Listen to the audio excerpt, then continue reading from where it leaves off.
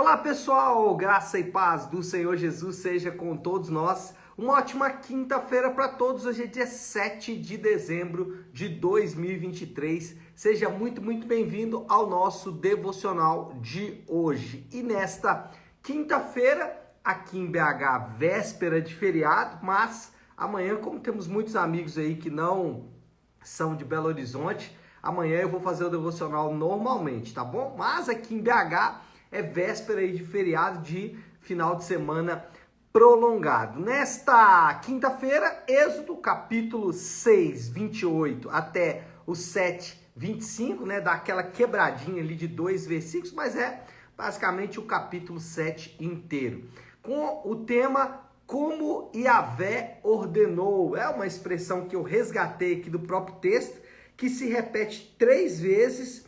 O Senhor, o texto bíblico narrando, né, por exemplo, que versículo 10, Moisés e Arão dirigiram-se ao faraó e fizeram como o Senhor, como Yahvé tinha ordenado. Então, esse vai ser o tema aí do nosso devocional de hoje. E eu quero ler o texto aqui base, que é Êxodo capítulo 7, versículo 3 a 5. Na verdade, esse versículo se repete, né, esse conjunto de versículos se repete praticamente até agora. A gente viu ele praticamente em todos os capítulos aí da narrativa do Êxodo, e que diz assim: Eu, porém, farei o coração do faraó resistir. Embora multiplique os meus sinais e prodígios no Egito, ele não os ouvirá. Então, porei a minha mão sobre o Egito e com poderosos atos de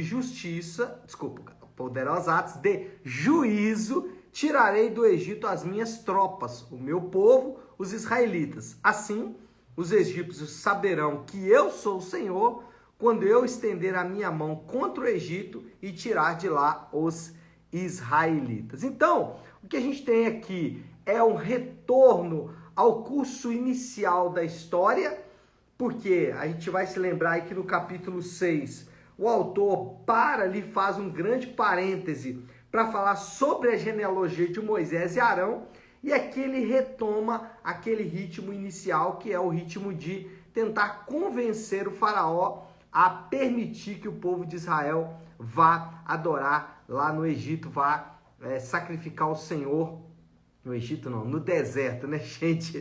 Vá sacrificar o Senhor no deserto. Aqui a ação vai começar, né, e aí, usando aqui uma desculpa para poder mostrar que as coisas vão começar a acontecer agora, ainda que são coisas muito tristes, mas elas vão começar a acontecer no momento em que as pragas e a retirada definitiva de Israel de dentro do Egito, então vai começar a acontecer. O que nós temos aqui, fazendo um panorama geral do capítulo: a dupla Moisés e Arão são enviados com a autoridade de Deus. Repetiu também mais uma vez essa ordem, versículo 1, o Senhor lhe respondeu: dou a você minha autoridade perante o faraó, e seu irmão Arão será o seu porta-voz. As ordens, elas continuam as mesmas, é aquela que a gente acabou de ler agora há pouco: eu porei no coração de Faraó, aliás, eu farei o coração de Faraó resistir, vou mandar os sinais, ele não ouvirá, e então eu vou tirar o meu povo do Egito com braço forte, para que eles saibam que eu sou o Senhor. Então as ordens são as mesmas dadas anteriormente. Antes das pragas, porém, Deus ainda vai dar uma última oportunidade de arrependimento para o faraó. As pragas, elas são realmente muito graves, né? Elas vão comprometer o Egito, tanto que o Egito, pessoal, nunca mais se tornou a grande nação que era nesse período, né? O período aí das pirâmides, o período das grandes construções e tudo mais.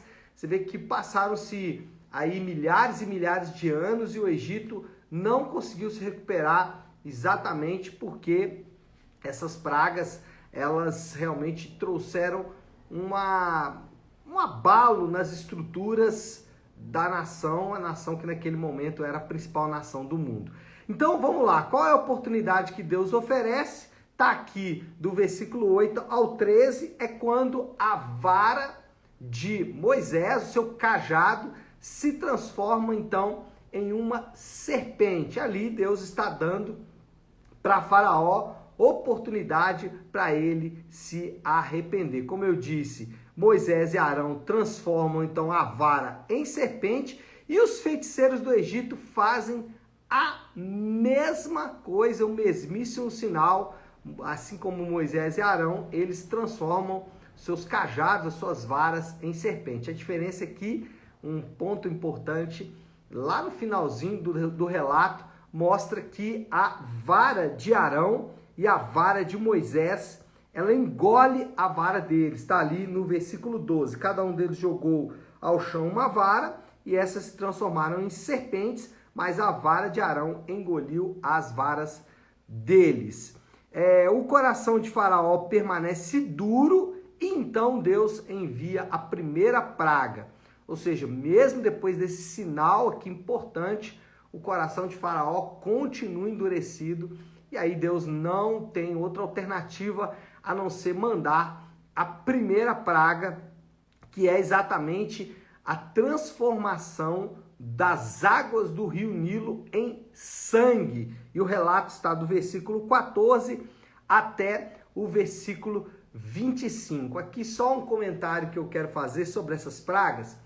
Esses dias não, já há algum tempo estava vendo ali, né, o History Channel, não sei se alguém tem aí o costume de assistir esse canal, há algum tempo que eu não assisto também, e eles estavam explicando as pragas do Egito. E a explicação aqui da primeira praga, né, a transformação das águas do Nilo em sangue, é que barro vermelho se deslocou, olha só, barro vermelho se deslocou depois de uma grande tempestade, e não é que as águas do Nilo eram transformadas em sangue, elas só estavam barrentas por causa de algum tipo de chuva, né?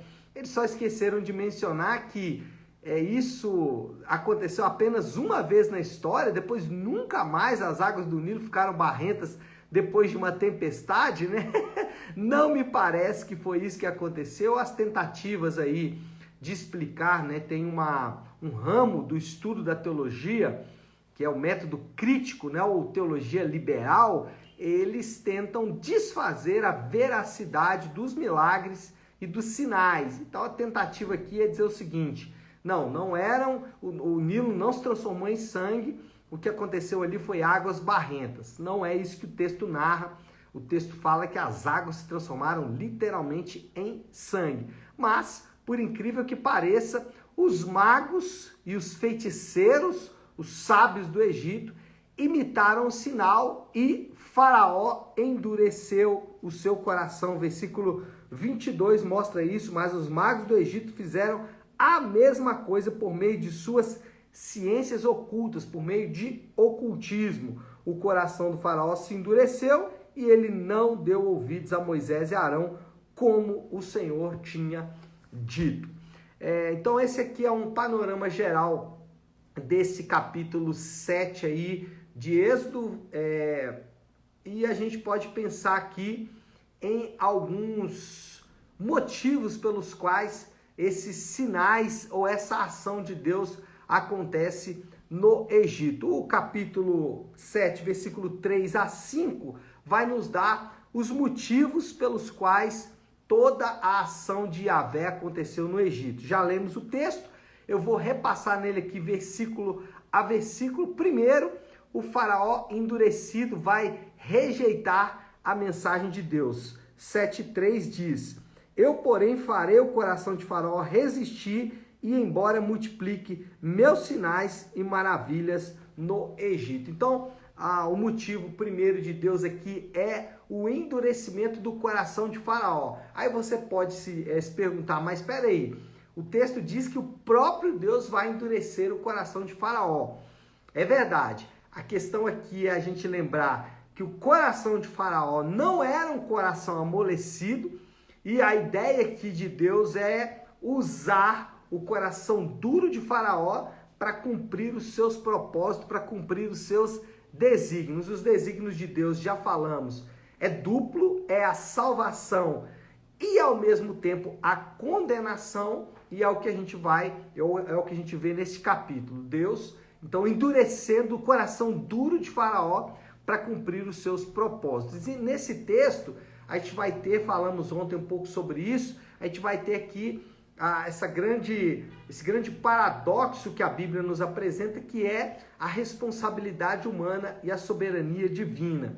Essas duas verdades, elas caminham juntas, ainda que paralelas umas às outras, né? Elas não se encontram de alguma forma, a gente não consegue casar essas duas verdades, mas o texto bíblico aqui, ele é muito claro para mostrar que Faraó, ele era duro, Faraó, ele rejeitava o Senhor, ele rejeitou a mensagem de Deus, ele rejeitou os clamores de Deus para o seu arrependimento, e essa é a sua responsabilidade. Por outro lado, a soberania de Deus mostra que Deus endurece o coração duro de Faraó cada vez mais para o cumprimento dos seus desígnios. Deus, o segundo motivo aqui para a ação de Deus é que Deus vai insistir apresentando os seus sinais. Versículo 4 diz isso, né?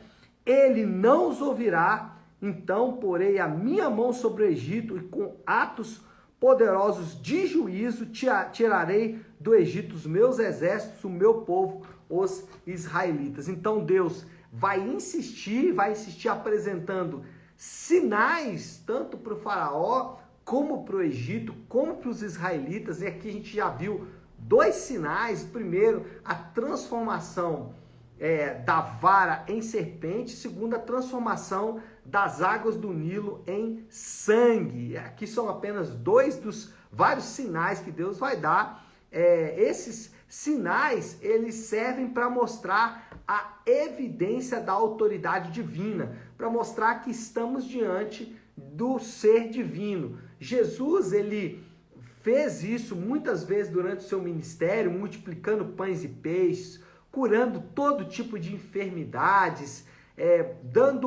mostrando que ele tem domínio sobre a natureza, quando ele acalmou tempestades, enfim, transformando a água em vinho, né? Então, o Senhor Jesus mostrou por meio de sinais que ele é o ser divino encarnado. E aqui a gente vai ver também isso, sinais com o propósito de autenticar a autoridade divina. E aqui é importante fazer um comentário que alguns sinais, eles podem ser imitados, né? Aqui a gente viu isso duas vezes. Os sinais feitos por Deus foram imitados pelos feiticeiros, pelos ocultistas, pelos cartomantes, né? Então, esses sinais, eles podem ser imitados. Então, tome cuidado. Sinais, eles são atestado da autoridade divina, mas eles não podem ser usados como único atestado da autoridade divina.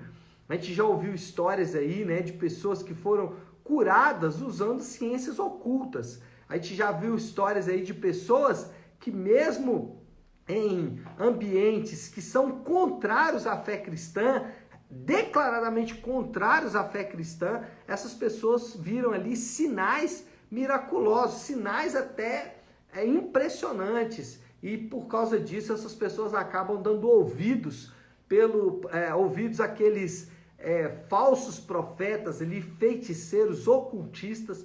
Então tome cuidado, sinais são importantes, mas eles não devem ser observados, eu não sei se seria essa palavra, não devem ser obedecidos cegamente. O que eu quero dizer é que nem sempre os sinais são sinais definitivos da presença de Deus. Por quê? Porque o sinal definitivo de Deus é o sinal da cruz. Então, se esses sinais não apontam para o sacrifício substitutivo, vicário, definitivo de Jesus na cruz do Calvário para perdoar pecados, dar vida eterna e salvar pela graça, se esses sinais não conduzem a isso, tome muito, muito cuidado. Se esses sinais existem para colocar o homem no centro, entronizar o homem, ficar ali dando falsas esperanças para os homens, cuidado, cuidado, porque o sinal da cruz é o sinal definitivo de Deus. E o intuito de Deus é o arrependimento e a conversão, tanto de egípcios quanto de israelitas. O versículo 5 vai dizer isso.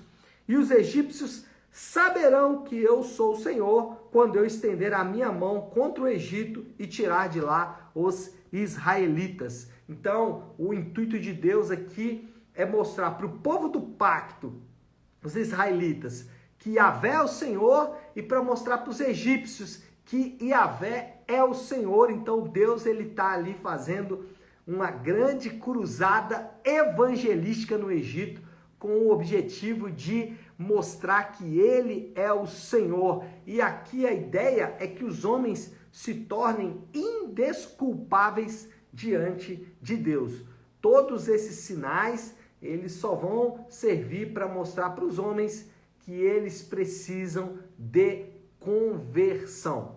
Moral da história, já para a gente passar aqui para a conclusão do nosso devocional de hoje, a expressão fizeram como o Senhor tinha ordenado, 3 vezes essa expressão é usada no texto. Fizeram como o Senhor tinha ordenado, inclusive é o título do nosso devocional de hoje, o tema, marca a passagem e reflete o caráter daqueles que conhecem o Senhor. Quem são aqueles que conhecem o Senhor? Aqueles que veem sinais, aqueles que fazem sinais, aqueles que falam em nome do Senhor, não. Quem são os que servem ao Senhor? Aqueles que são de fato convertidos.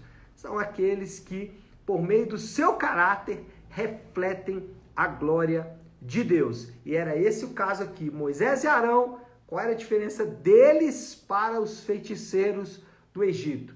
Os feiticeiros do Egito não estavam fazendo aquilo que o Senhor ordenou, pelo contrário, estavam distantes e precisavam de conversão. Já Moisés e Arão obedeceram ao Senhor.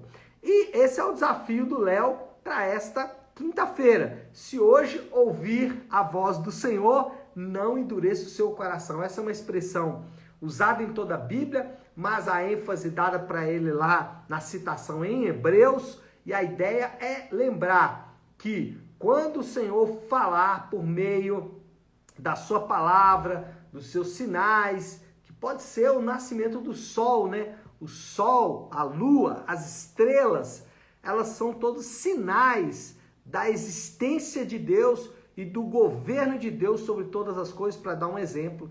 Então os homens são indesculpáveis e você também é. Se hoje você ouvir a voz do Senhor, não endureça o seu coração. Não permita que a dureza do seu coração te afaste cada vez mais do Senhor. Volte-se para o Senhor hoje, converta-se, conserte com o Senhor hoje, porque se hoje ouvir a voz do Senhor, não endureça o seu coração, como fizeram lá no Egito. Faraó e os egípcios que endureceram o seu coração e se afastaram cada vez mais do Senhor. Tá certo, pessoal? Vamos orar, vamos colocar tudo isso aí diante de Deus. Se você puder, então, pare um instante o que você está fazendo e vamos juntos buscar a Deus em oração. Querido Deus, Pai de amor e graça, Senhor, ao ler essa história nos deparamos com o nosso próprio coração duro. Pai, quantas vezes o nosso coração ele se endurece ao ouvir a Tua palavra. E nessa manhã nós, diante, Senhor Deus, dessa realidade, nós queremos pedir ao Senhor, amolece o nosso coração, Pai, transforma o nosso coração, porque assim, Senhor Deus, com o coração transformado, poderemos viver a transformação que o Senhor promete em Tua palavra. Ajuda-nos é a nossa oração, Pai. E nós oramos assim, em nome do Teu Santo Filho Jesus. Amém. Amém, pessoal? Então é isso. Nós vamos ficando por aqui. Que Deus te abençoe. Uma ótima, uma excelente quinta-feira para todos. Fiquem com Deus.